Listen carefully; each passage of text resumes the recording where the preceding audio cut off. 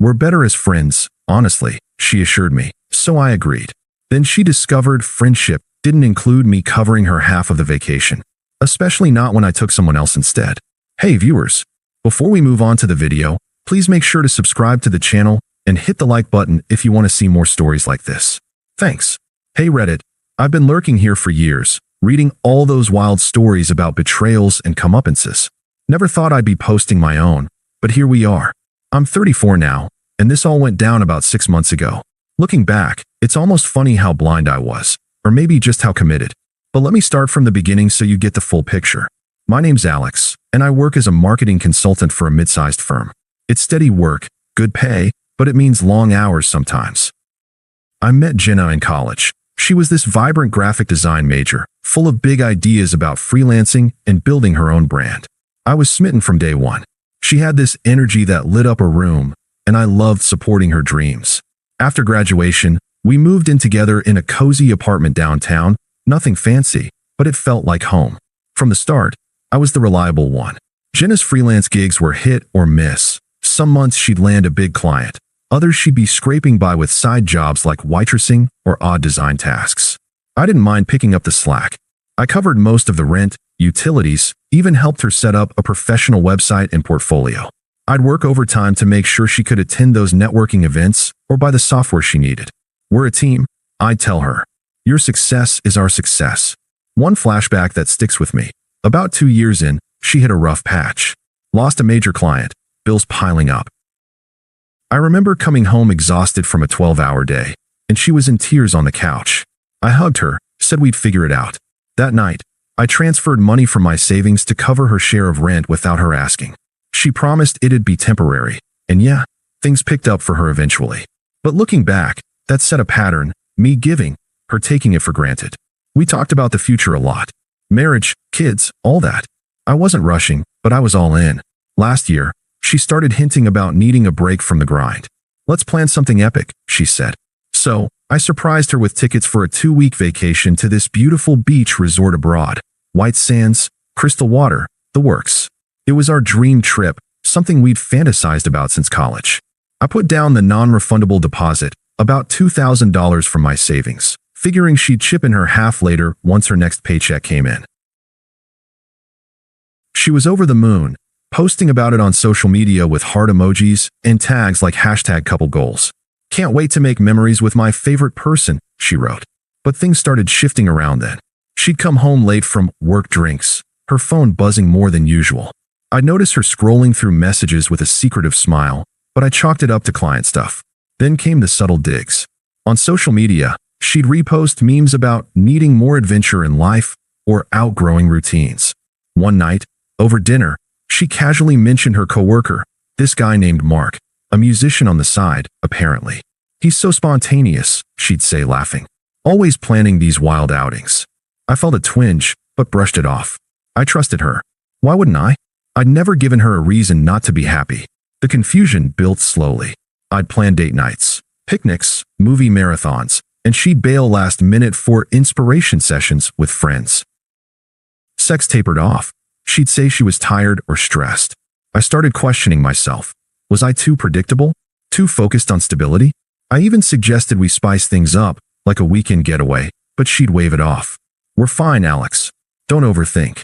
But I was overthinking, lying awake at night wondering where the girl I fell for had gone. It felt unfair.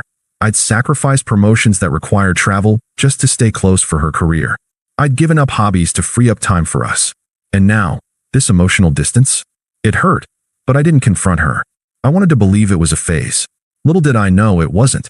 The bomb dropped one evening in our living room, and it changed everything. It was a Tuesday night, nothing special.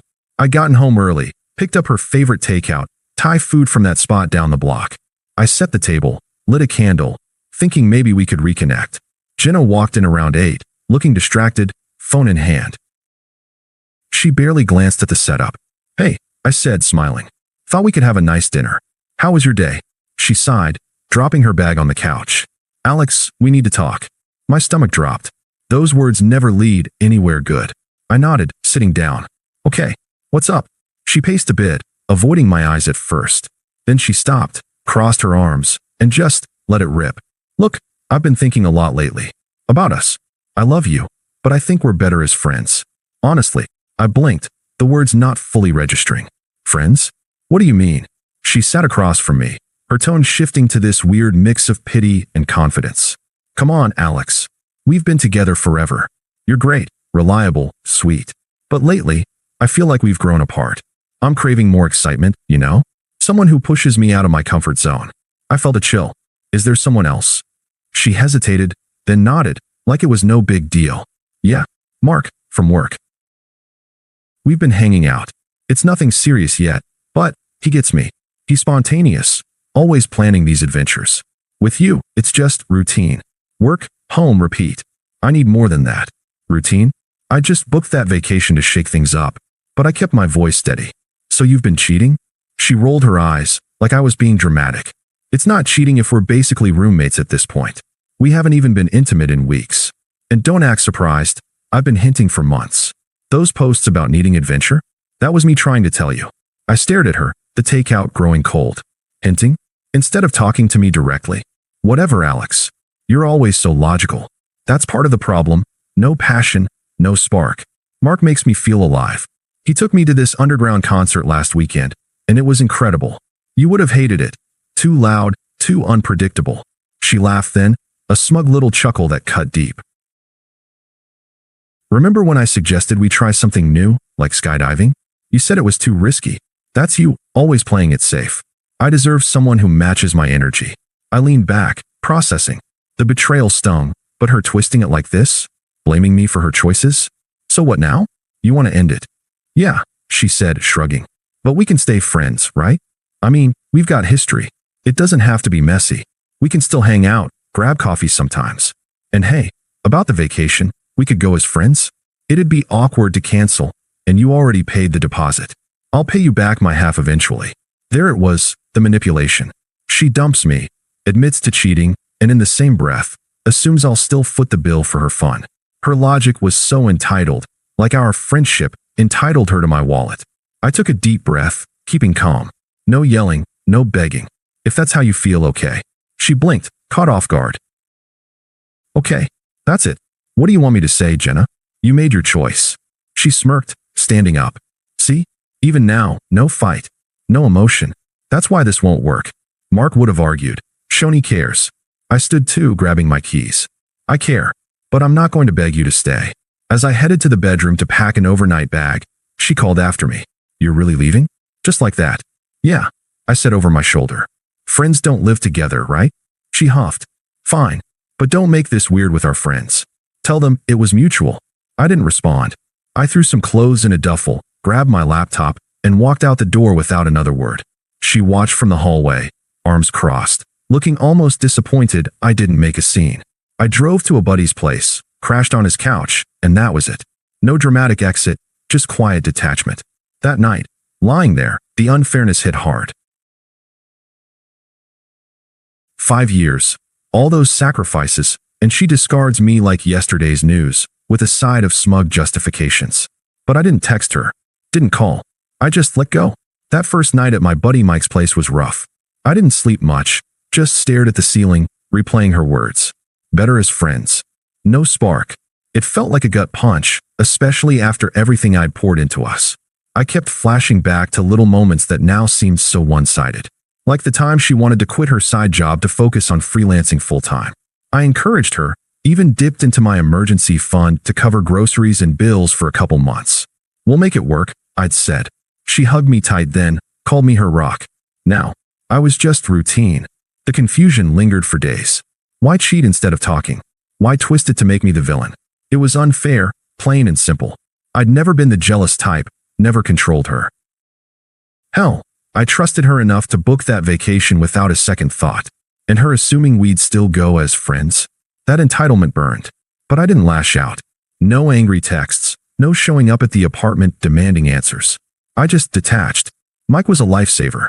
Dude, she's showing her true colors, he said over beers that weekend. You deserve better. He let me crash as long as I needed, no questions. I took a few days off work to clear my head, went for long runs, hit the gym harder than usual. It helped channel the hurt into something productive. I started journaling too, jotting down all the red flags I'd ignored. Her late nights, the way she compared me to others subtly, like, Mark's band played this cool gig. Wish we did stuff like that. Hindsight's brutal. Practically, I handled the logistics with quiet efficiency. I emailed our landlord about breaking the lease early, citing personal reasons. Transferred utilities out of my name. The joint bank account? I withdrew my half and closed it. No drama, just a clean cut. And the vacation? Well, the deposit was non-refundable, but the balance wasn't due yet. Jenna had never paid her share, always saying next paycheck. I didn't remind her. Why should I? Friends don't expect handouts. A week in, I unblocked her on one app, just in case of emergencies with shared stuff. But mostly, radio silence from my end. I focused on me. Picked up old hobbies, photography, reading those sci-fi novels I'd shelved. Even went on a solo hike one weekend, something I'd always wanted but put off for her. Up on that trail, breathing fresh air, the fog started lifting. I wasn't broken, I was free. The silence wasn't weakness, it was strength. I realized I'd been carrying the relationship alone for too long. Her betrayal? It stung, but it also clarified things. I deserved someone who saw my stability as a strength, not a flaw. Work picked up too. I threw myself into a big project, and my boss noticed. Alex, you're on fire lately, she said in a meeting. It felt good, validation from effort, not from begging for affection. I even started casually dating, nothing serious. Met a woman named Laura at a networking event, smart, kind, appreciated my dry humor. We grabbed coffee a couple times, no pressure. It was refreshing, like rediscovering parts of myself Jenna had dimmed. The unfairness still echoed sometimes, late at night. 5 years gone. But I didn't dwell. I let the silence do the talking. And soon enough, karma started whispering back. It took about a month for the cracks to show on her end. I'd heard bits through mutual friends, nothing I sought out, just casual updates. Apparently, things with Mark fizzled fast. He was spontaneous. All right, spontaneously ghosted her after a few weeks of fun. Turned out he was seeing other women, the classic player type. Jenna had quit her waitressing gig impulsively to travel with him, or something, leaving her freelance income as her only lifeline. But clients dried up when she started posting dramatic stuff online, vague rants about fake people, and moving on. Friends pulled away. No one likes mess. The first outreach came via text, about 5 weeks post-breakup. I was at the gym when my phone buzzed. Hey Alex, how've you been? Missed chatting. We should grab coffee as friends sometime. Oh, and about the vacation, deposits down, right? I can Venmo my half soon. Let's not waste it. I stared at the screen, still assuming I'd carry her.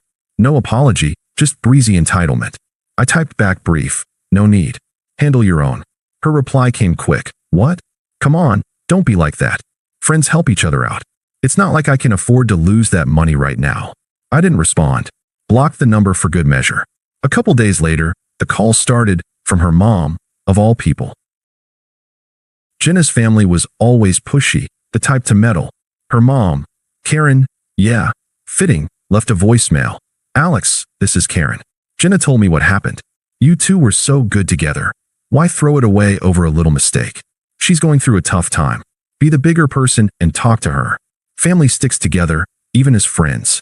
I deleted it without calling back. But then her best friend, Tina, toxic as hell, always enabling Jenna's drama, texted, Dude, you're being cold. Jenna's hurting. She didn't mean to cheat. It just happened. At least hear her out about the trip. She needs a break. Hurting? After her smug breakup speech? I replied, Not my problem. Blocked. The desperation ramped up. Jenna must have gotten a new number because a week later, she called while I was at work. I let it go to voicemail at first, but curiosity won. Listen later. Alex, it's me. Okay, fine, you win. I was wrong. Mark was a jerk. He used me and bailed. I'm sorry for how I ended things. Can we talk? I miss you. Miss us. And the vacation. I really need it right now. Things are rough. Freelance isn't paying, and I'm behind on rent. As friends, maybe you could spot me? I'll pay back, promise. Her voice cracked a bit, but it felt manipulative. Still no real accountability. I didn't call back. Then she showed up. At my office, no less. Must have remembered the address from old visits. It was lunchtime. I was stepping out when I saw her in the lobby, looking frazzled. Hair messy, eyes red, a far cry from the confident woman who'd laughed in my face. Alex, she said, rushing over. Please, don't walk away. I need to talk. I stopped, kept my tone even. What is it, Jenna? She fidgeted, glancing around. I'm sorry. For everything. The cheating, the way I said it. I was stupid. Mark seemed exciting, but he was abusive, yelled at me, ghosted when I needed him. Now I'm alone, broke. Friends are ditching me because of the drama. But you were always there. Can we try again? Or at least be real friends? Help me out. I crossed my arms. You made your choice. Her eyes welled up. Come on, don't be heartless. I know I hurt you, but we have history. The vacation, let's go together. It'll fix things. I'll make it up to you. No. She shifted, anger creeping in. Seriously? After all those years I put up with your boring routine? You owe me for sticking around that long. At least cover my half of the trip. It's the least you can do as a friend. There it was, the true colors, entitlement turning to rage. Oh, you, I said calmly. Friends don't cheat and demand money. She snapped. You're petty. Mark was right. You're spineless. No wonder I left. I turned to leave. Goodbye, Jenna. She yelled after me. You'll regret this. I was the best thing that ever happened to you. But I didn't look back. Security escorted her out. That encounter sealed it. She wasn't remorseful, just desperate. Mutual friends started siding with me after hearing about it. She's unraveling. One texted. Sorry we didn't see it sooner. Karma hit hard, and I hadn't lifted a finger. A couple months later, the balance for the vacation came due. I'd paid it in full, for two, but not with her in mind. By then, I'd been seeing Laura more seriously. We clicked effortlessly. She was a teacher, grounded, laughed at my jokes without the digs. When I mentioned the trip, her eyes lit up. I'd love to go, she said. No entitlement, just genuine excitement. So, I invited her. It felt right, reclaiming what was mine. The final twist? The airport. We were checking in early morning, bags in hand, when I spotted Jenna across the terminal. She looked rough, rumpled clothes, alone with a carry-on. Must have stalked my socials or heard through the grapevine I was still going. She beelined over, eyes wide. Alex? Wait, you're here? With her. Laura squeezed my hand, sensing the tension. A few mutual acquaintances from our old circle were nearby, grabbing coffee, perfect witnesses. Jenna glanced at Laura, then back to me. Can we talk? Alone. I shook my head. No need. Please, she begged, voice trembling. I messed up. Big time. Mark left me in debt. I had to borrow from my mom just to eat. Friends ghosted after I vented online. But seeing you now, I realize what I lost. You're stable, kind. I was blind. Let's start over. I'll change. Even if not, can I join the trip? As friends? I'll crash on the couch or something. I need this escape. Her desperation hung in the air, pathetic. The acquaintances watched, murmuring. Jenna, I said firmly, that chapter's closed. I've built a new life, better job, real connections. This trip? It's for me and Laura now. She teared up. But we planned it together. You can't just replace me. Replace. I echoed calmly. You replaced me first. With Mark, remember? Said I was boring, no spark. Her face crumpled. I was wrong. Please, Alex. I'm sorry. Don't leave me like this. I felt nothing. No pity, no pull. Your choices led here. Mine lead forward. She grabbed my arm. You owe me a second chance. After everything. Laura stepped in gently. Let's go, Alex. I nodded, turning away. Take care of yourself, Jenna. But don't contact me again. She shouted as we walked to the gate. You'll be miserable without me. She's just a rebound. But her words bounced off. The acquaintances shook their heads, one even mouthing good for you to me. Boarding the plane, hand in hand with Laura, I felt free. Jenna? Irrelevant. She'd see pics online later. Us on the beach, happy. Her downfall on display, my growth undeniable. Life moves on, and mine's better without her. Thanks for reading, Reddit. Moral? Don't mistake kindness for weakness. Sometimes, the best revenge is living well. Thanks for watching. Make sure to subscribe to the channel and hit the like button. What do you think about this story? Share it in the comment.